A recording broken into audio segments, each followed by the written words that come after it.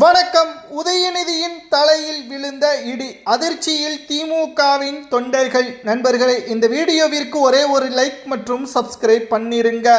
உதயநிதியின் கைதானது India முழுவதும் trending ஆகிவிட்டது. கிடந்த திமுகவின் தொண்டர்களை வீதியில் இறங்கி போராட வைத்து தாவேக அரசு மிகப்பெரிய தவறு செய்துவிட்டது என்று திமுகவின் மூத்த நிர்வாகிகள் கூறியுள்ளனர். நடந்து முடிந்த சட்டசபை தேர்தல் திமுக தோல்வியடைந்து தொண்டர்கள் மிகப்பெரிய அளவில் மனவேதனையில் இருந்தார்கள். ஆனால் திமுகவின் தலைமை சரியில்லை. திமுக பணத்தை மையமாக வைத்துதான் செயல்படுகிறது, வாரிசின் அடிப்படையில் தான் செயல்படுகிறது. இதனால் தான் திமுக 2 ஆண்டுகளில் உருவான தாவேக கட்சியிடம் தோல்வியே பெற்றது என்ற மனவேதனையில் திமுகவின் தொண்டர்கள் இருந்தார்கள்.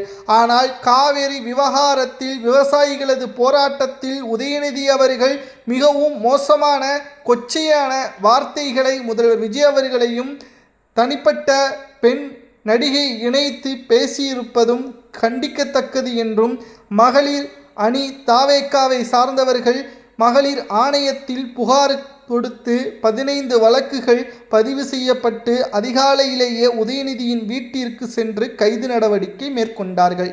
இது தாவேகா தவறு செய்துவிட்டது, உதயநிதியை ட்ரெண்டிங் ஆகிவிட்டது, இது எங்களுக்கு சாதகமானது தான் என்று திமுகவின் மூத்த நிர்வாகிகள் கூறுகிறார்கள். இது தாவேகா செய்த தவறு கிடையாது. அவர்கள் செய்த உண்மையான அரசியல் பின்னணி என்ன தெரியுமா? திமுகவின் உண்மையான தலைமை பொறுப்பிற்கு உதயநிதி வர வேண்டும். அப்படி வந்தால் மட்டும்தான் அன்றைக்கு எம்ஜிஆரா கலைஞரா என்று போட்டி உருவாகும் பொழுது 10 ஆண்டுகள் எம்ஜிஆரின் மறைவு வரை திமுகவை ஆட்சி அரியணையில் ஏற விடாமல் மக்கள் பாதுகாத்தார்களோ, அதேபோல திமுகவின் அடுத்த வாரிசாக தலைவராக உதயநிதி வந்தால் மட்டும்தான் விஜய் அவர்களது அரசியல் எதிர்காலம் அங்கு நிலைத்து நிற்கும். தாவேகா அல்லது அதிமுக அரியணையில் ஏறும். ஆனால் திமுக அரியணையில் ஏறுவதற்கான வாய்ப்புகள் துளி அளவு கூட கிடையாது. பெண்களது ஆதரவு இனி உதயநிதிக்கு கிடையாது. அவர் செல்லும் இடமெல்லாம் எதிர்ப்புகள் தான். குறிப்பாக சட்டப்பேரவையில் ஒரு எதிர்க்கட்சி தலைவர் தாவேகாவின் அரசை கண்டிக்கக்கூடிய வகையில் தான் எதிர்க்கட்சி இருக்க வேண்டும். ஆனால் கோபாலபுர பெருமைகளை துதிபாடக்கூடிய இடமாக சட்டப்பேரவையை மாற்றிவிட்டார்கள் திமுகவினர்கள். மறைந்த முன்னாள் முதல்வர் கலைஞர் அவர்களது நினைவு நாளையொட்டி தாவேக அரசு அதை நினைவு கூர்ந்தது. ஆனால் உதயநிதி அவர்கள் என்ன கூறினார் தெரியுமா? கலைஞர் இல்லை என்றால் இன்றைக்கு விஜயே கிடையாது என்று பேசியிருக்கிறார் பொதுவெளியில். ஏனென்றால் அவர் கொடுத்த அந்த சுதந்திரம்தான் இன்று இவர்களை கட்சி ஆரம்பிக்க வைத்தது. யாருக்கு கட்சி ஆரம்பிக்க வைத்தது? அண்ணா அவர்கள் மூலமாக தமிழ்நாடு முழுமையான ஒரு மாநிலமாக அங்கீகாரம் பெற்றக்கூடிய மாநிலமாக உருவானது என்றால் அதற்கு முழுவதும் அண்ணா அவர்கள்தான், எம்ஜிஆர் அவர்கள்தான், மறைந்த முன்னாள் முதல்வர் ஜெயலலிதா அவர்கள்தான் என்பதில் மாற்று கருத்தை கிடையாது. கோபாலபுர குடும்பத்தின் கொள்கைகளை பற்றி பேசினால் பல உண்மைகள் வெளியாகும். ஏனென்றால் ஊழல் செய்த தடயமே இல்லாமல் எப்படி சிபிஐ விசாரணையில் இருந்து தப்பிக்கலாம் என்பதை கற்றுக் கொடுப்பவர் கலைஞர். அதில் மாற்று கருத்து இருக்கிறதா? கமெண்ட் வாயிலாக கூறுங்கள்.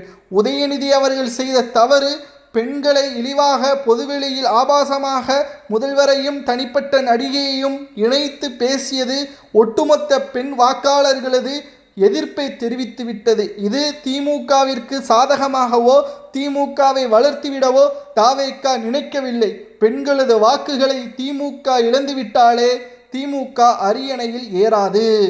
ஏனென்றால் கூட்டணி இல்லாமல் திமுக தன்னந்தனி மரமாக இருக்கிறது.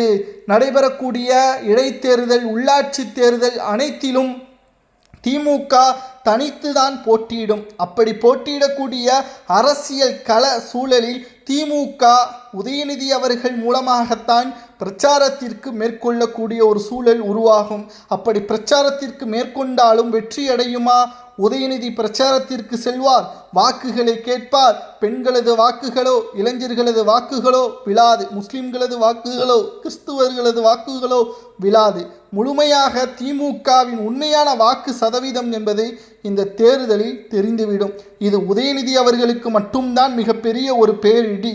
இதை கவனமாக எடுத்து தலைமை பொறுப்பை கனிமொழியிடம் ஒப்படைத்தால் சில மாற்றங்கள் நடைபெறலாம். ஆனால் கோபாலபுர குடும்பம் அதை மறுக்கும். கனிமொழி அவர்களை அடுத்த தலைமை பொறுப்பிற்கு கொண்டு வந்தால் உதயநிதி அரசியல் வாழ்க்கை கேள்விக்குறியாக மாறும் என்ற காரணத்தினால்தான் தற்பொழுது நிலைகுலைந்து விட்டார் மு.க.ஸ்டாலின் அவர்கள். நடைபெற்ற சட்டசபை கூட்டத்தொடரிலும் கூட 900 கோடி உங்க அப்பாவிடம் கேளுங்கள் என்று மீண்டும் அமைச்சர் ஆதவ் அர்ஜுனா அவர்கள் பேசுகிறார். ஆனால் அங்கிருந்து முன்னாள் அமைச்சர்களோ ஏன் எதிர்க்கட்சி தலைவரோ அதற்கான சரியான பதிலடியை கொடுக்க முடியவில்லை. 900 கோடி ஒரு நிறுவனத்திடம் இருந்து நன்கொடை பெறுகிறது என்றால் அந்த நிறுவனம் திமுகவின் ஆட்சியால், திமுகவின் அதிகாரத்தால் அந்த நிறுவனம் பல மடங்கு பல ஆயிரம் கோடிகளை சேகரித்திருக்கிறது. எந்த காரணத்திற்காக நன்கொடை பெற்றது? இவர்கள்தான் உண்மையான மக்கள் இயக்கமாச்சே. இவர்கள் எதற்காக நன்கொடை பெற்றார்கள்? அதுவும் 900 கோடி எதற்காக பெற்றார்கள் என்ற கேள்விகளையும் தற்பொழுது மக்கள் கேட்க ஆரம்பித்து விட்டார்கள். இவர்கள் உண்மையான தமிழக மக்களுக்காகவே கட்சியை நடத்துகிறார்கள் என்றால் இவர்களது நன்கொடையான விளக்கத்தை தெரிவித்திருக்க வேண்டுமல்லவா? அல்லது ஆளும் கட்சியினர்கள் கேட்ட கேள்விற்கு இவர்கள் சரியான பதிலடியை கொடுத்திருக்க வேண்டுமல்லவா? உதயநிதி அவர்கள் எதிர்க்கட்சி தலைவர் பதவிக்கு அன்ஃபிட் என்று பல இணையதளங்கள் மூலமாக நம்மால் பதிவுகளை பார்க்க முடிகிறது. திராவிட முன்னேற்ற கழகத்தின் நிலைமை இங்கு கேள்விக்குறியாக மாறுகிறது. 1% கூட பெண்களது ஆதரவோ இளைஞர்களது ஆதரவோ உதயநிதிக்கு இல்லை. உதயநிதி அவர்கள் திமுகவின் தலைமை பொறுப்பில் வரும் வரைக்கும் அங்கு தாவேகா தான் ஆட்சியை அமைக்கும். உதயநிதி அவர்கள் என்றைக்கு அரசியலிலிருந்து வெளியேறுகிறாரோ அன்றைக்குத்தான் போட்டி மாறும் என்ற தகவல் தற்பொழுது நம்மால் பார்க்க முடிகிறது.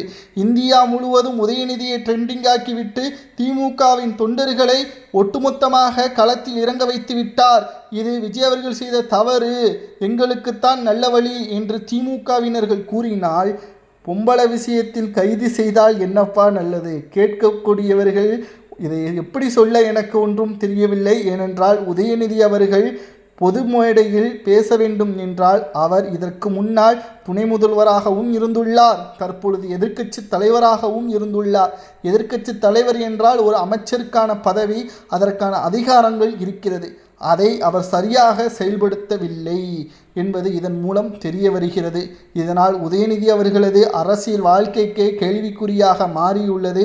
உதயநிதியின் கைதானது உதயநிதியின் தலையில் விழுந்த மிகப்பெரிய ஒரு இடியாக அமைந்துள்ளது. இதனால் திமுகவின் தொண்டர்கள் கடுமையான கோபத்தில் உதயநிதியின் அரசியல் செயல்பாடு சரியில்லை, சட்டமன்றத்தில் உறங்கிக் கொண்டிருக்கின்றார் என்ற புகார்களும் பேசப்படுகிறது.